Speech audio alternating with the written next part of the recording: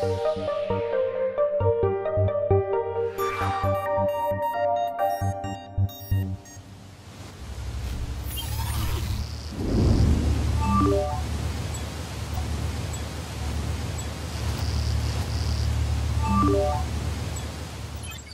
allons poursuivre cette session sur construire autrement, utiliser autrement. Et nous accueillons Fabrice Denis. Une petite présentation rapide avant de te céder la parole. Donc, Fabrice, diplômé de l'École spéciale des travaux publics, a débuté sa carrière en 1995 en tant qu'ingénieur en construction et chiffrage. Et tu rejoins le groupe Bouygues en 2000, d'abord chef de projet chez DV Construction à Bordeaux, ensuite direction des opérations industrielles de GFC Construction à Lyon jusqu'en 2010, de 2005 à 2010. Et ensuite, tu as rejoint le groupe Bouygues Bâtiment International en Asie, en occupant successivement des postes de directeur général à Hong Kong et directeur général de dragage. C'était à Hong Kong également, Singapour. Chef de la région Asie du Sud-Est, tu rejoins la filiale Bouygues Bâtiment Europe en septembre 2017 en tant que directeur Europe centrale, puis à partir de 2019 en tant que directeur général stratégie construction bois. Tout est bon. Et aujourd'hui, voilà, directeur général de la nouvelle division Construire autrement. Donc, on est en plein dans le sujet de notre conférence aujourd'hui, qui fédère des ressources d'ingénierie, de développement, de conseil de Bouygues Bâtiment France Europe. Eh bien, nous te laissons la parole. Ok, écoutez, bonjour à tous. Merci à l'intervenant précédent parce que hyper intéressant. Et puis, je pense qu'il y a un lien avec ce que je vais essayer de raconter. Et en tout cas, forcément, ça doit générer de l'échange derrière. Et donc, comme l'a dit Bruno, moi, je m'occupe chez Bouygues Bâtiment en France de tout ce qui est ingénierie, innovation, construction bois, stratégie bas carbone, industrialisation. Donc, en fait, c'est un job, il y a environ 1300 ingénieurs qui sont à la fois sur de l'opérationnel au sens de conception des projets, c'est la fabrique des projets, et à la fois sur la transformation quand il s'agit d'aller vers des modèles plus bas carbone, d'industrialiser, etc. Donc, en fait, je suis confronté au quotidien, ou on est confronté au quotidien au sujet de comment on fait bouillir la marmite de l'entreprise, comment est-ce qu'on construit, qu'on fait du chiffre d'affaires, de la marge, et en même temps, comment est-ce qu'on se transforme, nous, et qu'on contribue à la transformation du secteur. Quand Bruno m'a appelé fin d'année, Bruno, tu m'as dit qu'est-ce qui t'occupe en ce moment, et j'ai répondu, le gros sujet en ce moment, c'est de réconcilier au sein même de l'entreprise des populations qui n'ont pas du tout les mêmes enjeux. Je m'explique. Les jeunes collaborateurs sont ultra engagés. Alors évidemment, les anciens, moi j'ai 53 ans, donc je fais partie des anciens, hein, mais évidemment, les anciens vont tous dire on est ultra engagés. La vérité, c'est que les anciens ultra engagés qui ont 25 ans de Bouygues, ils ont été façonnés sur le modèle de l'entreprise qui se développe, qui construit, qui croit, qui cherche à générer du profit pour l'actionnaire. Et puis, vous avez des jeunes qui sont rentrés chez Bouygues, qui viennent de grandes écoles comme les Ponts, et puis qui disent, mais moi, je suis venu vraiment pour transformer le secteur. Et je ne suis pas venu pour faire n'importe quoi. Bon. Or, il y a 1 an et demi, un nouveau PDG pour Bouygues Construction arrive. Donc, Bouygues en gros, c'est 5 métiers. Hein. C'est Bouygues Construction, c'est Colas, la route, c'est maintenant Equans, qui vient d'Engie, Énergie et Services, c'est la TF1, Bouygues Télécom, Bouygues Immobilier. Donc, c'est Donc, moi, je vous parle de Bouygues Construction. Un nouveau patron arrive chez Bouygues Construction, plutôt du style, j'ai fait 30 ans chez Bouygues. Il fait appel au BCG, Boston Consulting Group, pour l'aider à construire un plan stratégique avec l'ensemble des collaborateurs. Et sans surprise, Boston Consulting Group, en fait, ça fait plusieurs décennies que je pense qu'ils proposent la même chose aux entreprises, c'est-à-dire il faut faire de la croissance et il faut faire des économies pour générer du profit. Et effectivement, comme vous l'avez dit, on paye assez cher tout ça. Je prends le risque parce que je sais que c'est enregistré, mais bon, donc il n'y a pas que ça évidemment, mais il y a quand même, il faut faire de la croissance. Donc super, donc on annonce en grande pompe le plan stratégique de Bouygues Construction qui consiste à faire de la croissance. Et là, vous avez beaucoup de collaborateurs qui disent moi c'est pas le sens de mon engagement professionnel. Donc j'ai fait part à Bruno quand tu m'as appelé de cette situation dans laquelle on était, qui consiste à essayer de réconcilier les choses, sachant que, en fait, moi, je fais partie vous avez compris que je m'occupe de la partie décarbonation, etc., mais je m'occupe aussi des ingénieries. Je fais partie de ceux qui pensent que les directions RSE, ils sont extrêmement, chez Bouygues, notre patron RSE chez Bouygues s'appelle Fabrice Bonifay, c'est quelqu'un d'ultra engagé, assez connu, passionnant, cohérent, mais il est directeur RSE. Et puis, en parallèle, vous avez le monde du business. Et je fais partie de ceux qui pensent que ces deux mondes, parfois, sont trop éloignés. Et on joue des antagonismes entre les deux, ça frite entre les deux, et on se dit, il va bien en sortir quelque chose de bien. Sauf que c'est plus compliqué que ça, et surtout en ce moment. Donc, je me suis dit, je vais vous parler de notre sujet en ce moment. Sans vous dire que tout va pour le mieux dans le meilleur des mondes chez Bouygues. Je vais juste essayer de vous expliquer où on en est de notre réflexion. Et vous allez sûrement trouver ça imparfait. Vous allez sûrement, ça peut rapidement devenir un peu politique, polémique. Hein. Moi, j'ai fait une conférence, j'ai eu la chance d'être invité à une conférence aux universités de la Terre. C'est pas le PDG de Bouygues Construction qui y est allé, il m'a gentiment envoyé. Et j'avais la chance d'être avec le PDG de Saint-Gobain. Et puis, une dame, Agnès, j'ai perdu son nom, Sinaï, qui est professeure à Sciences Po. Et donc, il y avait les deux entreprises, Saint-Gobain, Bouygues, et puis il y avait cette professeure de Sciences Po, très engagée sur la décroissance, activiste de la décroissance. Et dans la salle, il y avait 1000 jeunes des grandes écoles, tous brillants et tous très engagés sur la décroissance, la sobriété, et assez remontés contre les grands groupes. Et donc, on a eu un moment très difficile que moi j'ai vécu. J'ai 4 filles qui commencent à bosser et tout ça, donc je vois bien de quoi il s'agit. Et là, quand vous avez 1000 jeunes qui sont remontés à bloc, c'est compliqué. C'est compliqué d'expliquer ce qu'on essaye de faire. Et je vais essayer de vous expliquer ce qu'on essaye de faire.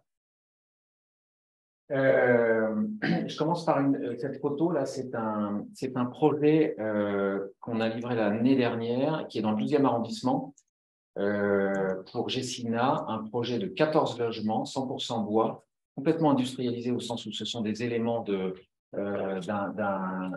éléments 2D qui sont arrivés par le parking souterrain, donc c'est vraiment industrialisé. Densification de la ville, comme vous le disiez juste avant, densification de la ville, une cour au milieu d'un immeuble des années 70 qui n'est pas utilisé, qui n'est pas végétalisé, et sur lequel on construit un bâtiment bas carbone pour loger dans des conditions super sympas, en retrouvant de la biodiversité et en renaturant le lieu, la belle biodiversité, etc. Donc, j'ai un bel exemple de densification, renaturation et résolution du sujet des îlots de chaleur urbaine. Alors, comment concilier croissance et décarbonation? Bon, vous connaissez l'urgence sur le plan environnemental, hein, mais je redis quand même, nous sommes le plus gros émetteur dans le bâtiment de gaz à effet de serre avec le transport. Nous produisons 40 millions de tonnes de déchets par an. Nous sommes un consommateur de ressources, qu'elles soient renouvelables ou pas, en particulier les bétons. Et nous avons malheureusement beaucoup contribué à l'artificialisation et donc à la réduction de la biodiversité. 50% des espèces ont disparu en 50 ans. Donc, on a cette urgence. Au même moment, on a des besoins énormes en logement, en hôpitaux, en maisons de retraite, en résidences étudiantes, etc., en France, en Europe et dans le monde entier. Au même moment, on a, alors ça c'est très vrai en ce moment, on a un sujet qui est un effet ciseau avec l'augmentation des coûts, l'inflation, les taux qui augmentent, les acheteurs de logements qui n'obtiennent pas leurs prêts, les promoteurs qui subissent des réservations négatives, une productivité qui stagne, moins de 1% de gain de productivité par an hein, dans le BTP, et puis une difficulté à être attractif. On ne trouve plus de col bleu, de compagnons qui prennent leur retraite et on n'est pas attractif. Donc, on est vraiment dans une situation qui n'est pas facile. Et il nous faut faire plus et mieux avec moins, construire autrement. C'est pour ça que on a appelé notre ambition, l'ambition construire autrement. Donc, construire autrement, qu'est-ce que c'est eh bien, ça s'est traduit par ce plan stratégique dont je vous parlais à l'instant, avec l'aide de Boston Consulting Group. En France, nous faisons 3 milliards de chiffre d'affaires et notre ambition à horizon 2027, c'est de faire 4 milliards. Et au même moment, donc on veut croître, on veut offrir des perspectives de carrière aux collaborateurs, on veut offrir des perspectives de beaux chantiers, de beaux projets, on veut générer de l'emploi et puis on veut générer également du profit pour nos actionnaires, Martin Bouygues et sa famille. Mais au même moment, notre actionnaire nous dit il faut absolument que vous baissiez votre empreinte carbone avec un objectif à horizon 2030 de moins 40% sur les scopes 1 et 2 en valeur absolue et de moins 30% sur les scopes 3 à 3B en intensité kilogrammes par mètre carré. Bon. En fait, pourquoi notre actionnaire nous demande ça? Parce que d'abord et avant tout, les actionnaires au Stock Exchange nous disent, moi j'achète du Bouygues si et seulement si vous êtes ultra vertueux. Donc donc on a ça. Donc on a ça. Et comment est-ce qu'on réconcilie les deux? On a construit notre plan stratégique autour de 4 grands marqueurs. Le développement immobilier, on va y revenir parce que je rejoins tout à fait ce qui a été dit avant. En fait, il faut envisager la ville dans sa globalité. Il faut être le plus en amont possible. Donc évidemment, il faut aller vers plus de développement immobilier. Développement immobilier, ça veut dire ne pas seulement être le maçon qui construit ce qu'on lui demande de construire, mais ça veut dire, et la marque chez nous, c'est Link City. Link City, c'est un développeur immobilier au sens où on identifie des projets, des fonciers, des investisseurs, des utilisateurs. On marie tout ça pour faire des projets vertueux, profitables et qui font du sens. Développement immobilier, industrialisation parce que parce qu'il faut qu'on aille chercher des gains de productivité, parce qu'il faut qu'on fasse cette révolution que l'automobile et l'aéronautique ont fait bien avant nous et qu'on n'arrive pas à faire. Donc, il faut qu'on industrialise. Au même moment, il faut qu'on réduise notre impact environnemental à tout point de vue. Ça tombe bien, c'est parce que il faut aller chercher de l'impact environnemental réduit qu'on a besoin de trouver des gains de productivité. Le bois, ça coûte plus cher, le réemploi, ça coûte plus cher, la rénovation, ça coûte plus cher. Donc, de toute façon, on est obligé, si on veut aller chercher du bas carbone et de la réduction d'impact, de réfléchir à nos modèles sur ce qu'on appelle l'industrialisation.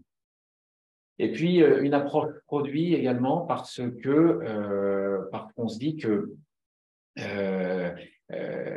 il faut bien être spécialiste de logements, de bureaux, de collèges, d'hôpitaux, de prisons pour être capable vraiment en mode expertise d'être les meilleurs possibles sur ces produits. Ça, c'est notre plan stratégique. Bon.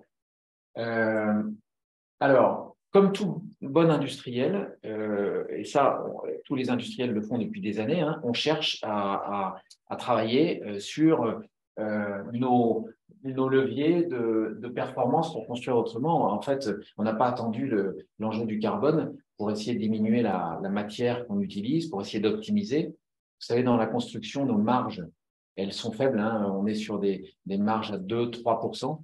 Que ce soit Bouygues, Eiffage, Vinci, c'est pareil, hein, on est sur des marges assez faibles et donc nos entreprises se sont développées en cherchant toujours à optimiser et notamment dans la conception des projets, à optimiser notamment la matière.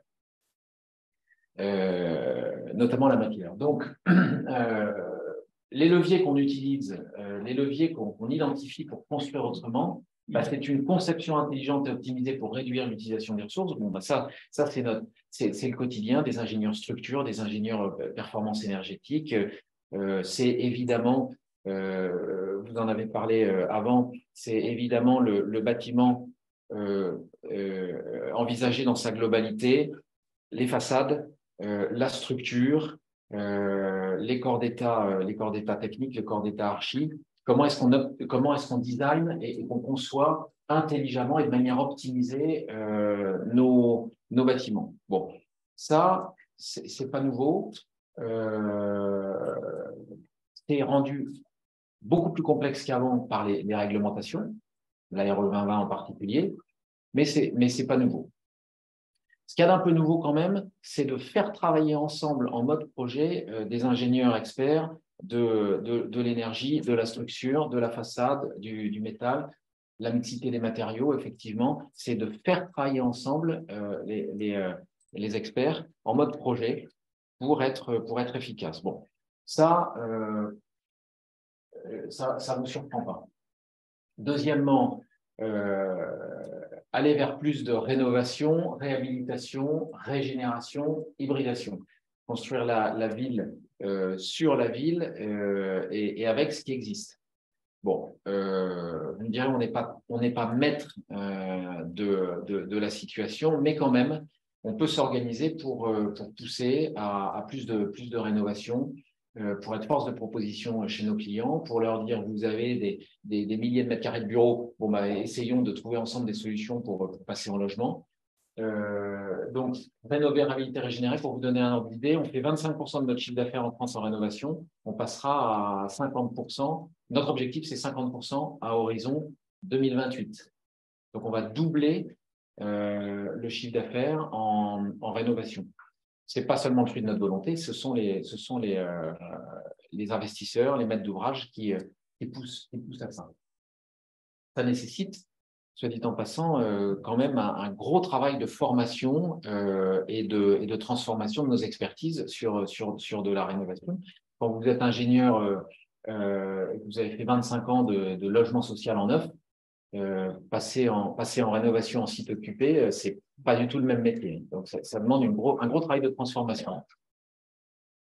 Alors, favoriser les ressources renouvelables. Favoriser. Et effectivement, je suis tout à fait d'accord avec ce qui a été dit avant. Favoriser le bois, ça ne veut pas dire construire tout en bois. Ça veut dire chercher le bon matériau au bon endroit. Ça veut dire effectivement contribuer, si on peut, au développement de la filière en France, qui est moins développée qu'en Autriche et qu'en Allemagne, pour générer du circuit court. C'est tout le sens de partenariat dans la durée avec un industriel comme Pifto. Sur le bois, on a doublé le nombre de projets bois dans les 4 dernières années. Aujourd'hui, cette année, on a 60 projets bois qu'on a gagnés, 60 projets bois.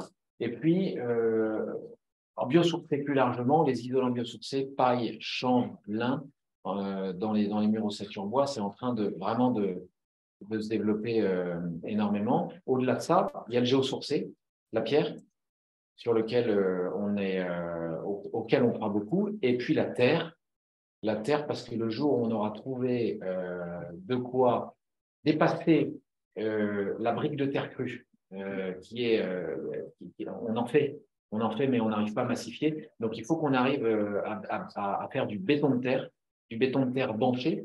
Comme ça, tous nos compagnons qui ont fait du béton armé pendant des années en banché, ils vont pouvoir construire bas carbone avec du béton banché de terre. Et là, on va rentrer dans une circularité qui sera ultra vertueuse. Autre levier, l'économie circulaire et l'emploi. Alors là, c'est complètement… évidemment, tout le monde va vous dire, je fais du réemploi, je fais de l'économie circulaire. Sauf que ça révolutionne complètement notre façon de travailler, puisque ce n'est pas Bouygues tout seul qui va pouvoir faire de l'économie circulaire, ni Vinci tout seul, ni FH tout seul. Il va falloir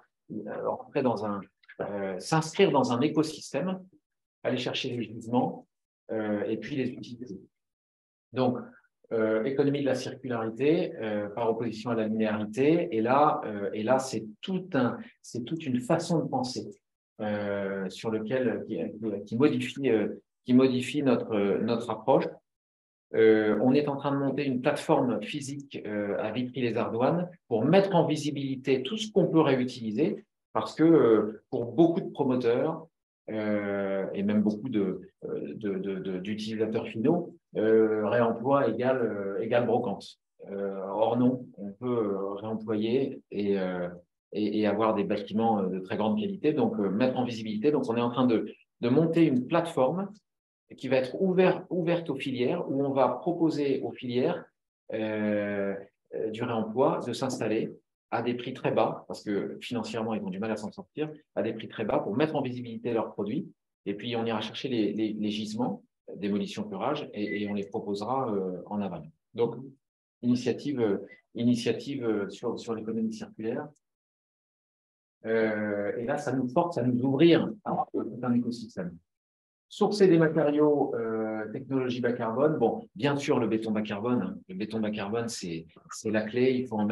Il faut décarboner, il faut en mettre le plus possible. Il y a tout un tas de sujets à régler, notamment les temps de décoffrage, les temps de prise, etc. Beaucoup de R&D. On est très, très engagé là-dessus. Et puis, on cherche aussi dans notre entreprise à faire en sorte que les pro-béton ne se crêpent pas le chignon avec les pro-bois. Et on voit que les réseaux sociaux, d'ailleurs, c'est un vrai sujet, parce que les réseaux sociaux, ça monte, ça fait monter les gens en température.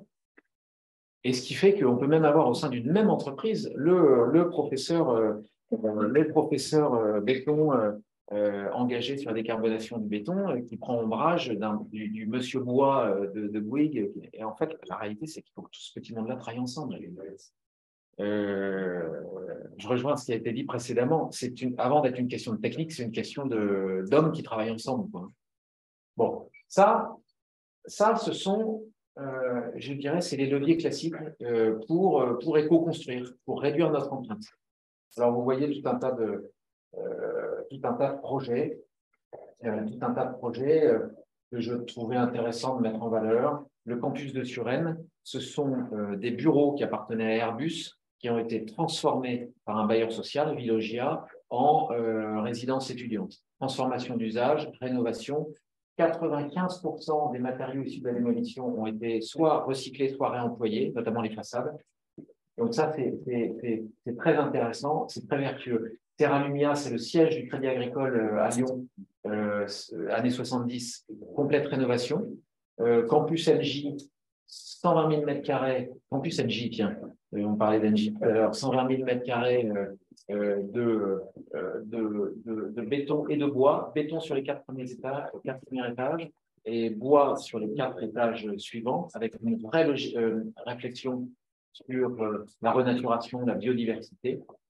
Îlot fertile, un projet zéro carbone en exploitation, avec notamment sur l'énergie, où on voit que quand on a la vision et la main sur un projet dans sa globalité, un projet urbain dans sa globalité, on est plus efficace.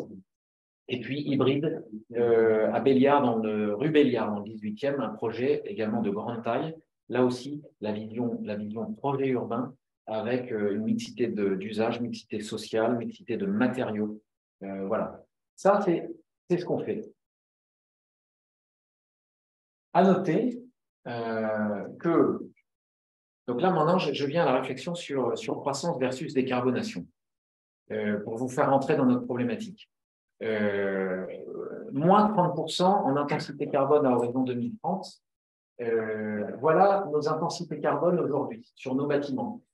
Réhabilitation de logement, 250 kg. Logement neuf, 740. Ça, c'est la RE 2020, seuil 2022. Enseignement, 900 kg. Bureau, 980. Pareil, RE 2020, seuil 2022. Plateforme logistique, 1200. Hôpitaux, 1200. Centre pénitentiaire, 1200. Data center, 1300. Au même moment, dans des pays très carbonés, vous construisez un cinéma en Côte d'Ivoire, vous êtes à 13 300. Vous construisez une école en Australie, vous êtes à 8 800. Alors, sûrement pas à Springfield, hein, comme tout à l'heure, mais vous êtes à 8 800. Et vous construisez un hôtel à Cuba, vous êtes à 7 700. Alors, si on veut réduire notre intensité carbone à l'échelle de construction à horizon 2030, en fait, c'est assez facile. Il suffit de quitter tous ces pays, tous les pays très carbonés. Il suffit d'arrêter de construire des data centers, des centres pénitentiaires, des hôpitaux, des plateformes logistiques, des bureaux, des enseignements, et puis finalement, on fait de la réa de logement. Et donc là, on aura réussi brillamment à diminuer notre intensité carbone. Faut-il renoncer? Faut-il renoncer? Alors, nous, on dit non, il ne faut pas renoncer. Non, il ne faut pas renoncer parce qu'on répond à des besoins essentiels à l'homme. Loger, nourrir, enseigner, soigner. Alors évidemment, il y a des débats. Il y a des débats parce que quand vous faites une rénovation d'un immeuble à Monaco pour un milliardaire, à grand renfort j'ai pas dit la nationalité, à grand renfort de marbre, de trucs à 40 millions de mètres carrés, on peut se poser la question quand même du besoin essentiel. Bon, mais n'empêche que on répond à des besoins essentiels parce qu'effectivement, il faut soigner, il faut loger, il faut travailler, il faut apprendre. Bon. Donc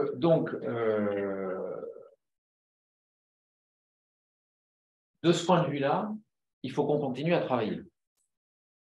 Deuxièmement, on contribue à construire des ouvrages, on construit des ouvrages qui contribuent à décarboner. Bouygues Travaux Publics construit des centrales nucléaires ultra carbonées en construction, en scope 3. En revanche, c'est quand même de nature à décarboner le mix énergétique en France et dans les autres pays aussi. Je construis un tunnel pour faire du transport propre, piéton, vélo. Je carbone pendant la construction et derrière, je vais permettre des pratiques et une vie dans la cité plus vertueuse. Bon. Non, car je suis en capacité d'apporter et de mettre en œuvre des solutions décarbonées. Si j'abandonne Cuba, la Thaïlande et puis d'autres pays comme la Côte d'Ivoire, alors je vais laisser la place à des concurrents et ces concurrents, sans doute, ils n'auront pas ces objectifs de moins 40, moins 30%.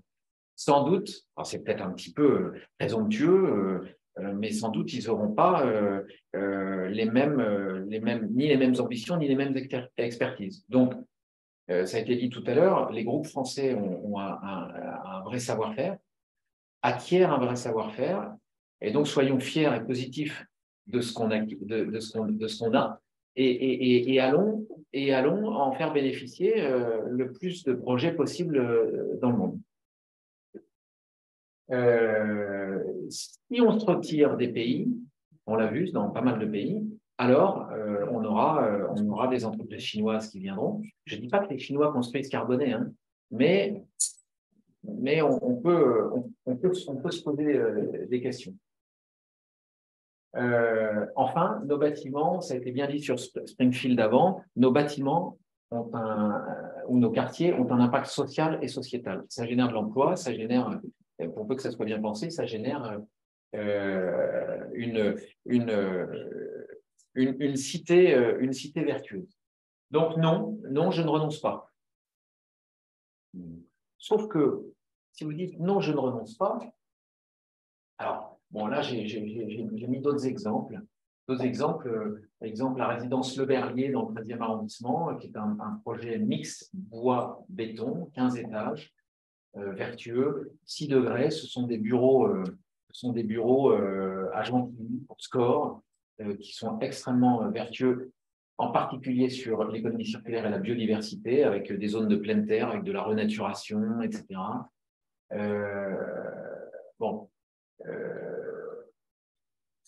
Autres exemples ici, un concept building tertiaire qu'on a présenté au MIPIM la semaine dernière, ou il y a 2 semaines, une empreinte carbone 3 fois moindre.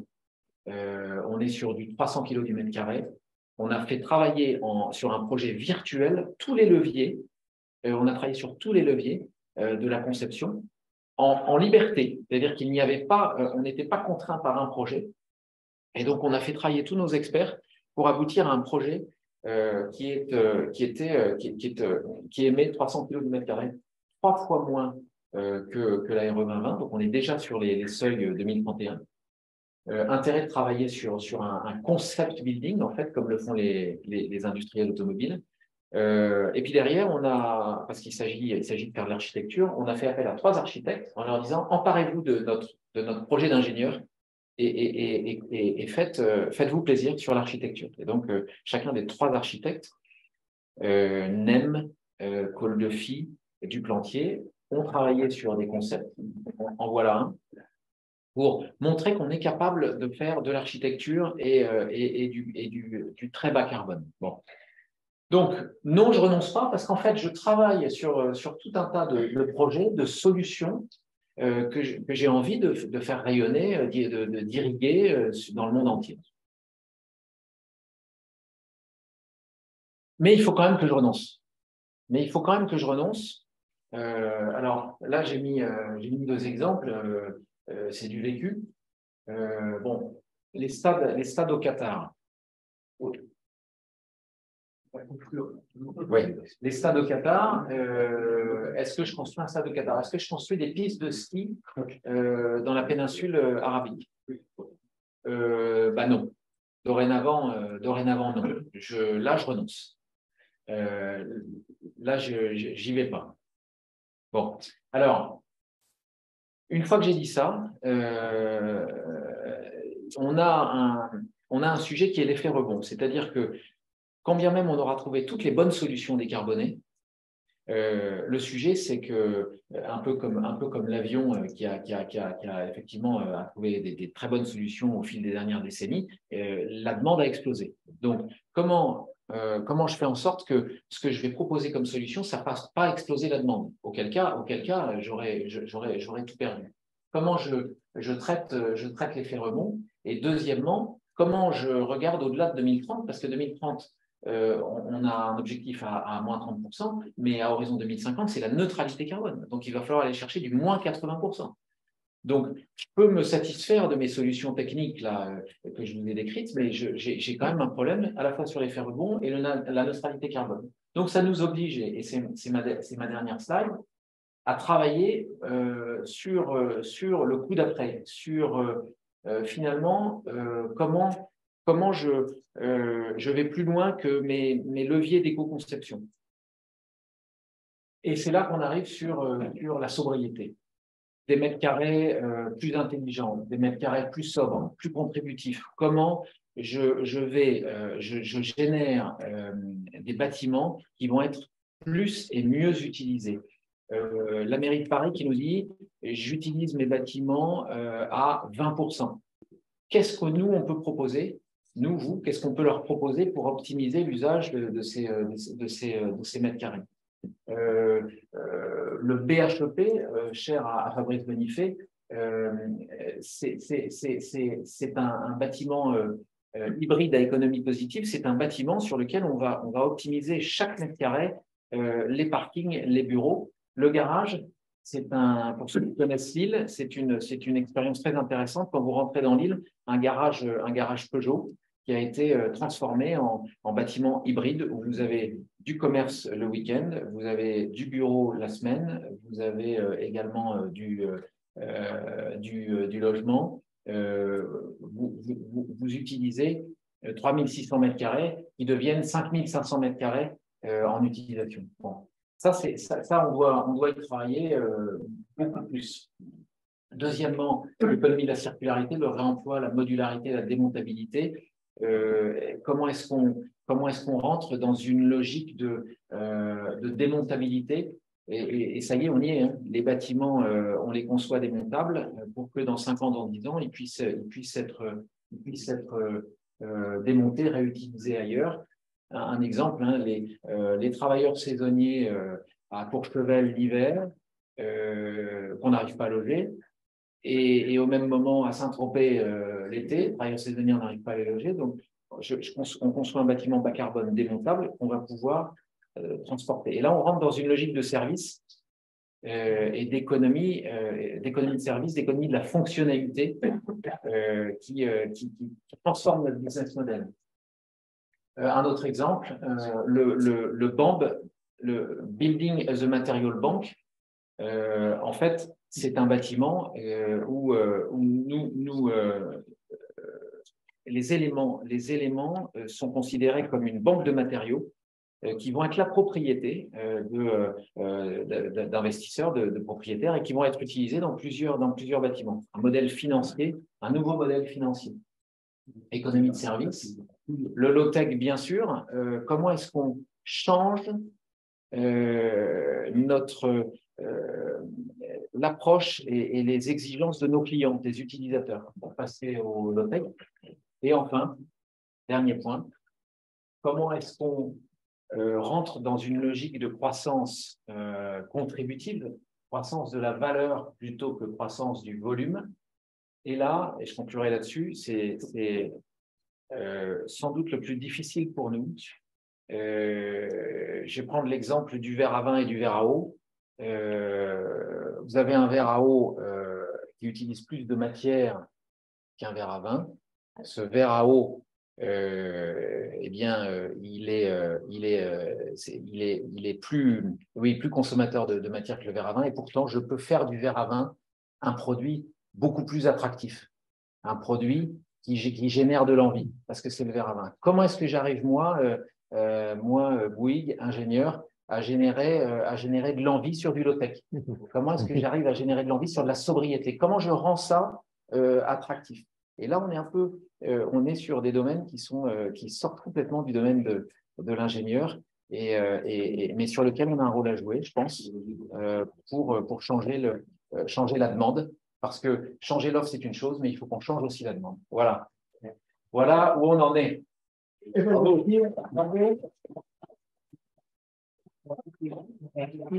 Merci pour cette excellente présentation qui fait écho à beaucoup de choses qu'on a entendues avant, mais aussi différentes journées et aussi dans certaines thèses de nos élèves du master.